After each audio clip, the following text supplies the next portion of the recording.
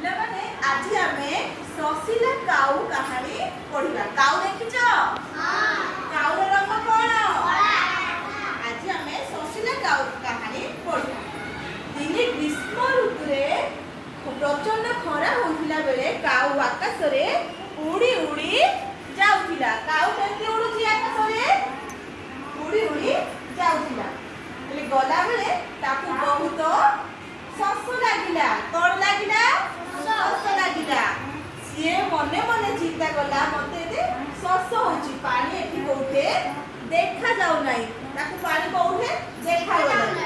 ସେ ଭଗବାନଙ୍କୁ ପ୍ରାର୍ଥନା କଲା, କହିଲା, ହେ ଭଗବାନ, ଯଦି ମତେ ପାଣି ନ ମିଳେ ତାହେଲେ ମୁଁ ମରିଯିବି। ସେ କଣ କଲେ? ପାଣି ନ ମିଳିଲେ କଣ ହବ? ସିଏ ମରିଯିବ କହିଲା। ମରିଯିବ। ହେଲେ କଣ ପାଣି ତାକୁ ଦେଖାଗଲା କି?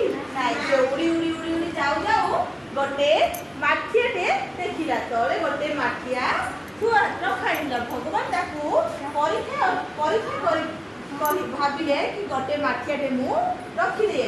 କାଉ ବହୁତ ଚତୁର, ତାକୁ ଆଜି ଟିକେ ପରୀକ୍ଷା କରିବା। କାଉ ଯାଇ ମାଠିଆ ଉପରେ ବସିଲା, ଦେଖିଲା ମାଠିଆରେ କମ ପରିମାଣରେ ପାଣି ଅଛି। କାଉ ଥଣ୍ଟ ଉଡ଼େଇ ଦେଖିଲା, ସେଠି ତା ଥଣ୍ଟଟା ପାଣିକୁ ପାଉନାହିଁ। କାଉ ନିରୁପାୟରେ କିଛି ଭାବିଲା। ସେ କାନ୍ଦିଲା, ତା ଆଖିରୁ ଲୁହ ଝରିଲା। ହେଲେ ସେ ଭାବିଲା କି ମୁଁ କଣ କରିବି? ତା ମୁଣ୍ଡଟାକୁ ସିଏ ଖଟେଇଲା। ତା ମୁଣ୍ଡଟାକୁ ସିଏ ଉପଯୋଗ କଲା। ଭାବିଲା, ତା ବୁଦ୍ଧିଟାକୁ ସିଏ ଖଟେଇଲା। ପୁଣି ଦେଖିଲା ଚାରି ପାଖରେ କିଛି ଗୁଡ଼ି ପଡ଼ିଥିଲା। ମାଠିଆର ଚାରି ପାଖରେ କିଛି ଦୂରରେ ଗୁଡ଼ି ପଡ଼ିଥିଲା। କାଉ ଯାଇକି ଗୋଟେ ଥଣ୍ଟରେ ସେ ଗୁଡ଼ିଟାକୁ ଉଠେଇ ଆଣି ମାଠିଆ ଭିତରେ ପକେଇଲା। ପିଲାମାନେ, କାଉ କୋଉଠି ପକେଇଲା ଗୁଡ଼ିଟାକୁ? ମାଠିଆରେ। ମାଠିଆରେ ପକେଇଲା, ଗୋଟେ ଗୁଡ଼ି ପକେଇଲା, ପାଣି ଉପରେ ଉଠିଲା କି? ସେ ପୁଣି ଭାବିଲା, ଗୋଟେ ଗୁଡ଼ି ପକେଇଲେ ପାଣି ଉଠିଲାନି।